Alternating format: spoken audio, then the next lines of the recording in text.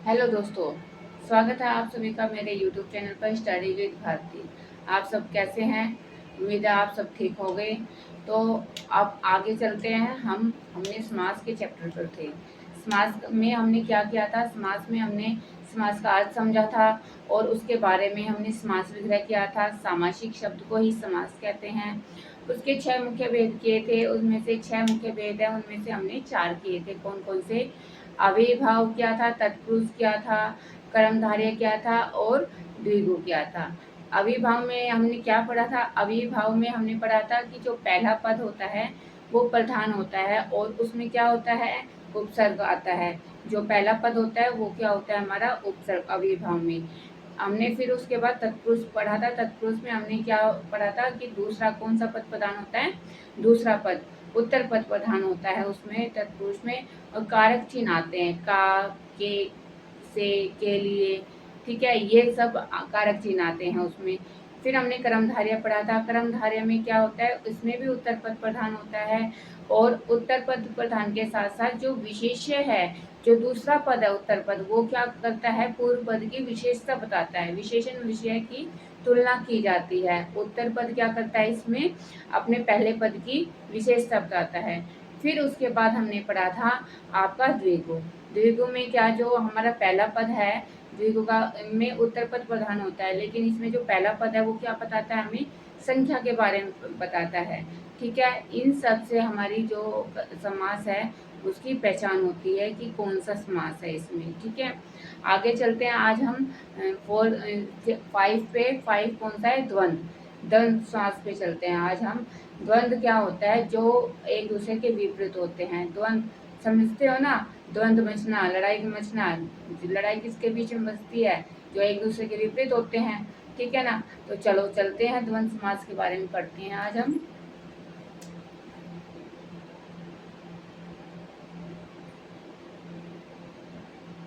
द्वंद्व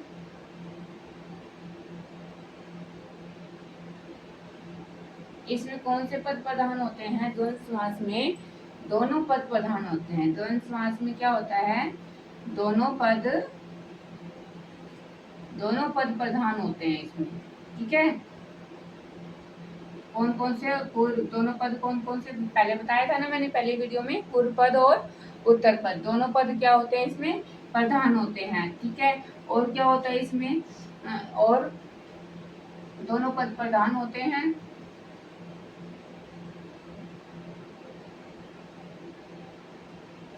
और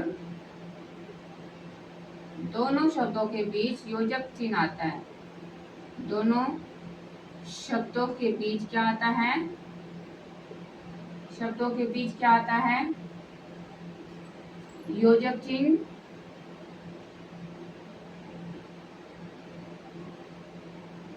योजक चिन्ह से समझते हो आप? ये वाला जो योजक चिन्ह होता है ये दोनों शब्दों के बीच में लगता है ये। और आता है, और या तो योजक चिन्ह लगता है या और आ जाता है।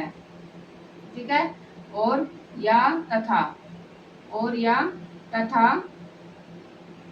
का लोप होता है। ठीक है,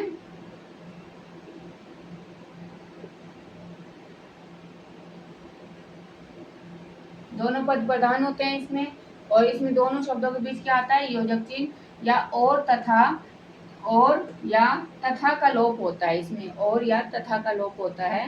ठीक है, अब द्वंद्व किस किस के बीच में बसता है? छोटी छोटी बातों पे। माता पिता, उदाहरण से समझते हैं हम। उदाहरण, माता पिता। माता पिता के बीच में और छोटी छोटी बातों के बीच में होते रहते हैं, छोटी छोटी बातों के ऊपर। माता पिता क्या आ गया? हमारा योजक चिन्ह। आसानी से पहचान हो जाती है, ये जो योजक चिन्ह आ गया। या फिर हम ऐसे लिख सकते हैं, माता और पिता होते हैं एक दूसरे के विपरीत। समझते हो इस चीज को?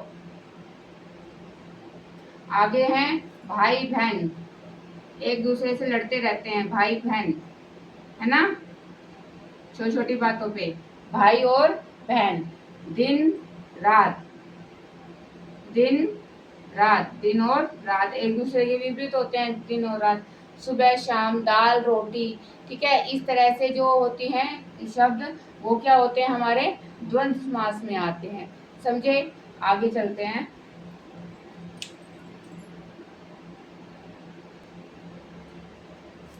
सिक्स कौन सा है आपका? बहुब्रीहि। बहुब्रीहि समास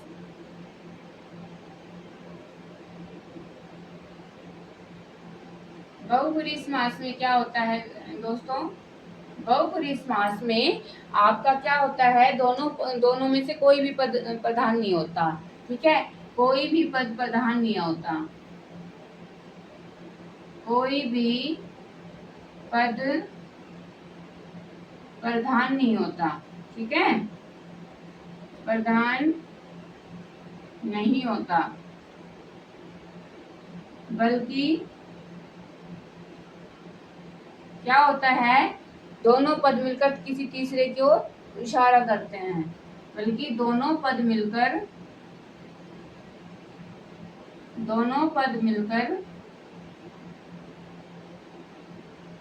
क्या करते हैं, दोनों पद मिलकर तीसरे की ओर इशारा करते हैं, तीसरे की ओर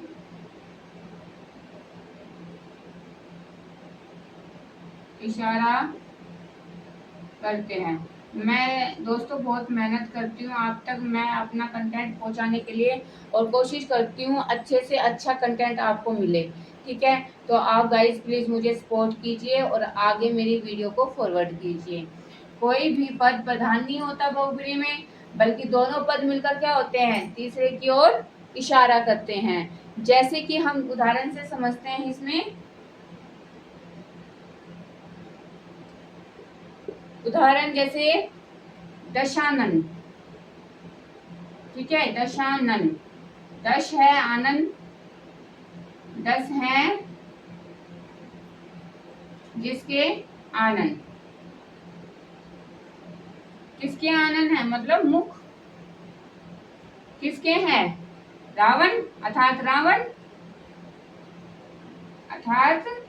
रावण।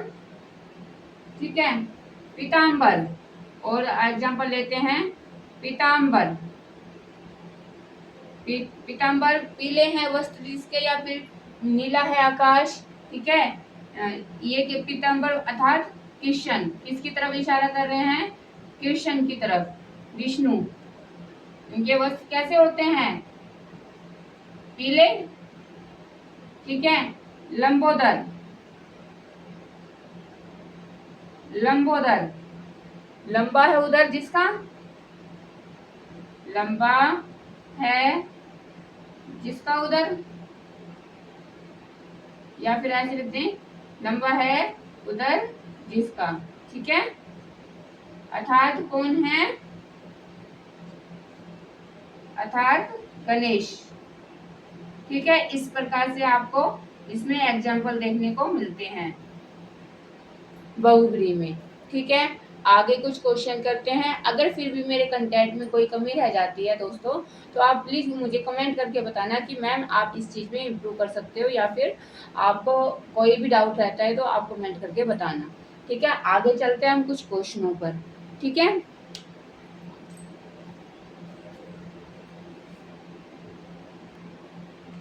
आपके समास के 6 मुख्य भेद हो चुके हैं। अभिभाव, आपका तत्पुरुष, फिर कर्मधारय, आपका द्विगु, द्वंद्व समास और बहुब्रीहि। अगर इसमें कोई भी डाउट रहता है तो मुझे बताना, फिर मैं आपको अगली वीडियो में इस चीज़ को क्लियर करूंगी। अब कुछ क्वेश्चन कर लेते हैं समाज से रिलेटेड। मेरे हिसाब से आपका कोई भी इसमें कोई डाउट नहीं रहा। अगर फिर भी कोई डाउट रहता है तो आप मुझे कमेंट करके बताना। ठीक है, अब कुछ क्वेश्चन कर लेते हैं। जैसे हैं यथाशक्ति, यथाशक्ति में कौन सा समास है। ये बार बार जो मैं क्वेश्चन करा रही हूँ, ये क्वेश्चन बार बार जो है वेरी इंपॉर्टेंट है। और आपके जो सीटेट एस्टेट जो आपकी क्लासेस हैं, ये सीटेट में एस्टेट में बहुत बार देखे गए हैं ये क्वेश्चन। तो कॉम्पिटिटिव एग्जाम में ये जो मैं ये मतलब बहुत मैं मेरे शॉर्ट में देखिए आपको मिलेंगे क्वेश्चन, और आप प्रीवियस ईयर से मिला के देखिए जो ये मेरे हिंदी व्याकरण में वो आपको क्वेश्चन मिलेंगे मेरे शॉर्ट्स में जो परीक्षाओं में बार बार पूछे जा रहे हैं। ठीक है, यही क्वेश्चन बार बार पूछे जाते हैं, इन्हीं को आप देखिए, कहीं ना कहीं किसी ना किसी एग्जाम में आपको बार बार देखने को मिलेंगे ये क्वेश्चन। ठीक है, यथाशक्ति में कौन सा समास है बताइए।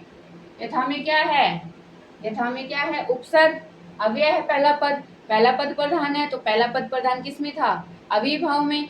तो आपका उपसर्ग किस में आता था, अविभाव में। तो कौन सा है ये, अव्ययी भाव। ठीक है, अव्ययी भाव समास है आपका।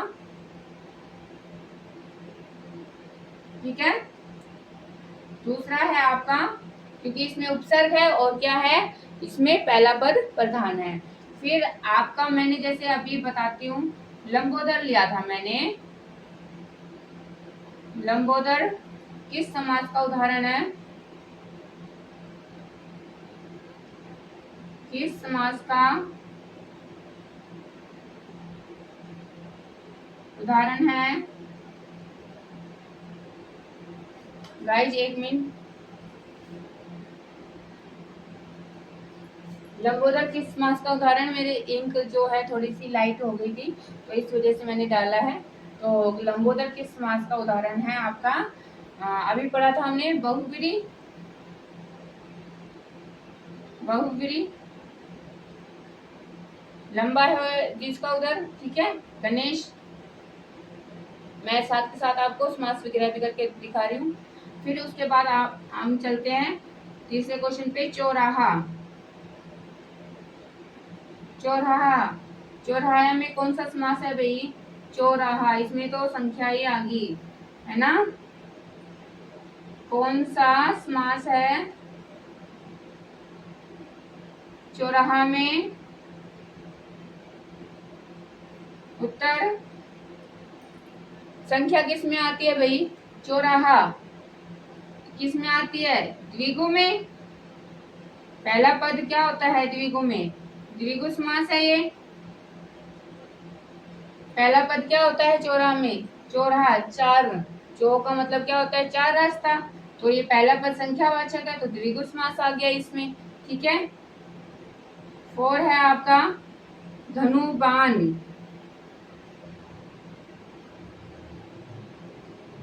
किस समास का उदाहरण है,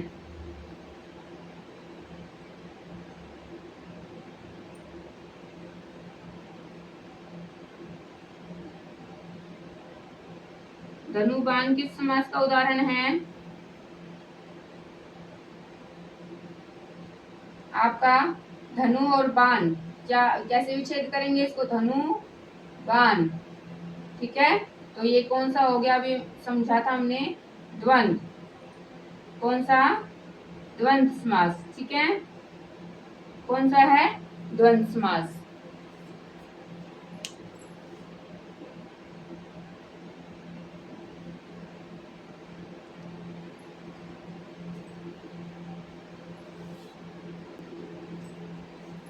किस समास में, फिफ्थ क्वेश्चन आपका क्या है, किस समास में दूसरा पद प्रधान होता है, तत्पुरुष। ठीक है, सामासिक शब्द क्या है आपका, समास। सामासिक शब्द क्या है, समास। समास का क्या अर्थ होता है, संक्षेप करना।